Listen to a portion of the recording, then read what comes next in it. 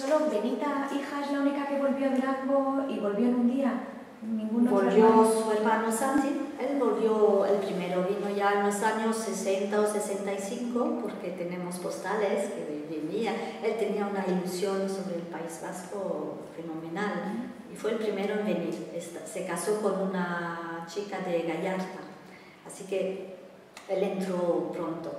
Mi madre no pudo entrar porque mi padre no podía venir a España. Mi padre era condenado por Franco y no tenía permiso ni pasaporte para venir a España. Hasta el año 77 no pudo venir. Estuvo 30 años privado de España.